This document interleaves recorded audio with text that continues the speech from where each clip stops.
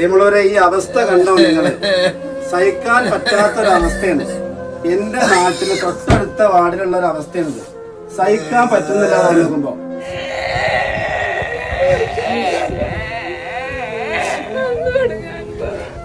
ഈ കുടുംബത്തെ കണ്ടിട്ട് നമുക്ക് സഹിക്കുന്നില്ല.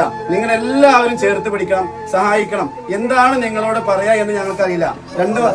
രണ്ട് വാക്കുകൊണ്ട് അവസാനിപ്പിക്കേണ്ട ഒരു കാര്യമില്ല. തികച്ചും നിർദ്ധരായ കുടുംബമാണ്. നിങ്ങൾ ഒരിക്കലും ഈ കുടുംബത്തെ കൈവിടല്ലേ, ഒരിക്കലും കൈവിടല്ലേ. അള്ളാനെ ഓർത്ത് നിങ്ങൾ സഹായിക്കണേ. പാതിര രാത്രിയില് ഇവിടുന്ന് പോവാൻ നിങ്ങളുടെ മുന്നിൽ നിൽക്കുന്നത് ഈ ഒരു അവസ്ഥ കണ്ടിട്ടാ. ഈ പഞ്ചായത്തിൽ ഇങ്ങനത്തെ ഒരു അവസ്ഥ അല്ല, ഈ പഞ്ചായത്തിൽ നിലവിൽ ഇങ്ങനത്തെ ഒരു അവസ്ഥ അല്ല. വലിയ ഗ്രൂപ്പുകളോ വലിയ സംവിധാനങ്ങളോ ഞങ്ങൾക്കില്ല. ഇത് എത്ര ആൾ കാണുമെന്നോ എത്ര ആൾക്ക് എത്തുമെന്നോ ഞങ്ങൾക്കറിയില്ല. നിങ്ങൾക്ക് പറ്റുമെങ്കിൽ നിങ്ങൾ ഷെയർ ചെയ്തിട്ടെങ്കിൽ ഞങ്ങൾ വിജയിപ്പിക്കണം. ഞങ്ങളുടെ അവസാനത്തെ ഒരു കൈയാണിത്.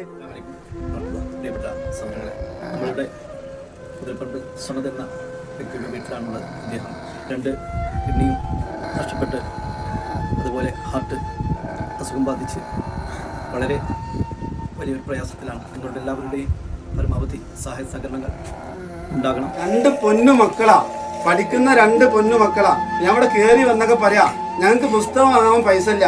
ഉപ്പാന്റെ ഈ കെടുത്തം കണ്ടിട്ട് ഇവിടുന്ന് പോയിട്ട് പഠിച്ചിട്ട് പഠിനില്ല എന്നാ കുട്ടികൾ പറഞ്ഞത്. കണ്ടോ നിങ്ങളെ അവസ്ഥ? നമ്മൾ ആരുടെയെങ്കിലും വീട്ടിൽ ഈ അവസ്ഥ ഉണ്ടോ?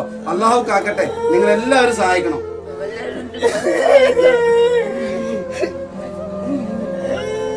പറയാൻ വാക്കുകൾ കിട്ടുന്നില്ല. ഇക്കീറ ഹോസ്പിറ്റലിൽ 3 വർഷമായിട്ട് പോയി ചികിത്സയില. 2021 രോഗം വന്നിട്ട് മെഡിക്കൽ കോളേജിൽ പൈസ ഇല്ലാത്തതിന്റെ പേരിൽ മാസങ്ങളോളം ചികിത്സ നടന്നു. ഇവിടെ നാട്ടുകാരൊക്കെ സഹായിച്ചിട്ട് ഇവിടുത്തെ മഹല്ല് കമ്മിറ്റി ഇടപെട്ടു. ഇവർക്ക് പൈസ ഉണ്ടാക്കി കൊടുത്തിട്ട് കോഴിക്കോട് ഇക്ര ഹോസ്പിറ്റലിൽ ചെന്നിട്ട് കൊടുത്ത എസ്റ്റിമേറ്റ് ആണത്. 20 ലക്ഷം രൂപയാണ് ഈ കുടുംബത്തിന് ആവശ്യം. ഈ കുടുംബത്തിന്റെ ചികിത്സ ചെയ്ത് ഈ കുടുംബത്തെ നമുക്ക് രക്ഷപ്പെടുത്തണമെങ്കിൽ 20 ലക്ഷം രൂപ വേണം. ആകെയുള്ളത് വരെ ജ്യേഷ്ഠന് ഒരു മാനസിക രോഗിയായിട്ടുള്ള ഒരു ജ്യേഷ്ഠനുള്ളത് ഈ വൃദ്ധയായ ഒരു ഉമ്മയാണ്. പിന്നുള്ള ഒരു പെങ്ങള് ഒരു പെങ്ങള് കാര്യം നിർത്തി വീട്ടിലാണ്. അസ്സലാമലൈക്കും, നമസ്കാരം.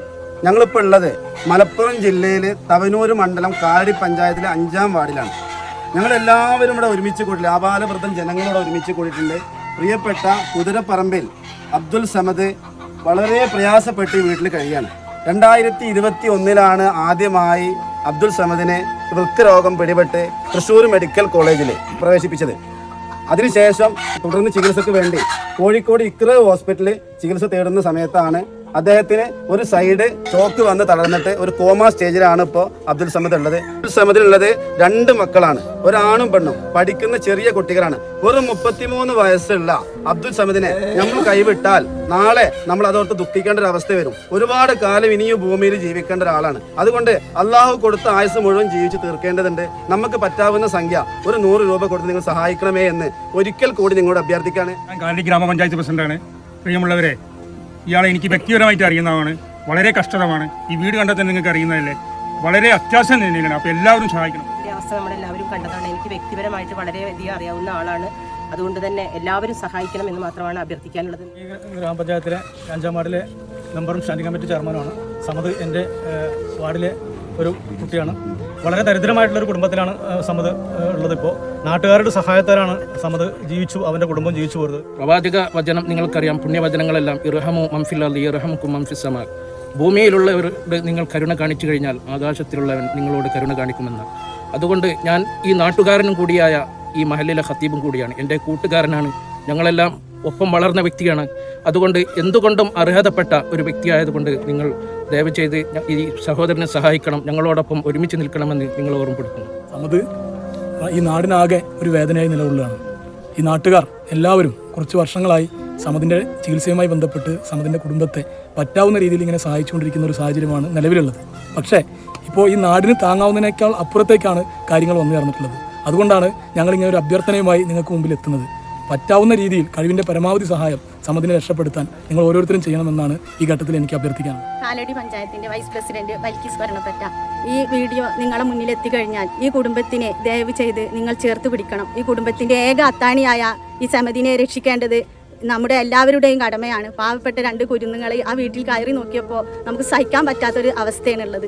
അതുകൊണ്ട് സ്വന്തം സഹോദരനെ പോലെ കരുതി അവനവൻ്റെ കയ്യിലുള്ള 10 രൂപയാണെങ്കിലും അത് ഒരുമിച്ച് കൂട്ടി ഈ കുടുംബത്തിലേക്ക് എത്തിക്കണമെന്ന് ദയനീയമായി നിങ്ങളോട് ഞാൻ അപേക്ഷിക്കുകയാണ്. ഞാൻ ജയപ്രകാശ്, ഈ കമ്മിറ്റിയുടെ ട്രഷറർ കൂടിയാണ്. ഗ്രാമീണ ബാങ്കിൽ നിന്ന് റിട്ടയർ ചെയ്ത ഒരു സീനിയർ മാനേജറാണ്. ഇവിടെ ഈ സമത്തിൻ്റെ വീടിനെ എനിക്ക് നേരത്തെ തന്നെ അറിയുന്നതാണ്. കാരണം ഞാനിവിടെ ബ്രാഞ്ചിൽ മാനേജറായിട്ട് വർക്ക് ചെയ്യുന്ന സമയത്ത് തന്നെ ഇവരുടെ ദാരിദ്ര്യാവസ്ഥയെ പറ്റി എനിക്ക് നന്നായിട്ട് അറിയുന്നതാണ്. ഇപ്പോൾ പോരാത്തതിന് കൂനിമേൽ കുരു എന്ന പോലെ അദ്ദേഹത്തിന് ഈ അസുഖം കൂടി വന്നിട്ട് ആകെ കഷ്ടത അനുഭവിച്ചുകൊണ്ടിരിക്കുകയാണ്. എല്ലാവരും അകമഴിഞ്ഞ് ഞങ്ങളെ സഹായിക്കണം, ഈ കമ്മിറ്റിയെ സഹായിക്കണം. ഈ നാട് മുഴുവൻ 2 വർഷമായിട്ട് ഈ കുടുംബത്തെ നോക്കിക്കൊണ്ടിരിക്കുക. ഈ മഹല്ല് കമ്മിറ്റികൾ ഇവിടുത്തെ ആപാലവരും ജനങ്ങളും സഹായിച്ചു. ഇനി നിങ്ങളെ മുകളിൽ കൈ നീട്ടില്ലാതെ യാതൊരു മാർഗവും ഈ കുടുംബത്തില്ല. കണ്ടേ, ചോർന്നൊരിച്ചൊരു വീടാണ് ഈ വീട്. കട്ടിലിന് നേരെ മേലേക്ക് നോക്കിയാൽ ഈ തുലാവർഷം പോലും ഇതിലൂടെ മഴ വന്നു ചോർന്നു. നമുക്ക് ആർക്കെങ്കിലും ഇങ്ങനത്തെ വീടുണ്ടോ? അങ്ങനത്തെ ഒരു വീട്ടിലാണ് ഈ കുടുംബം കഴിയുന്നത്. ബാക്കി നോക്കി ഈ ഡോറിന് വാതിൽ പോലും ഇല്ലാത്തൊരു ഡോറ്. ഈ കണ്ട കുടുംബങ്ങളൊക്കെ ഈ കുടിലാണ് താമസിക്കുന്നത്. നിങ്ങൾ എല്ലാവരും സഹായിക്കണം.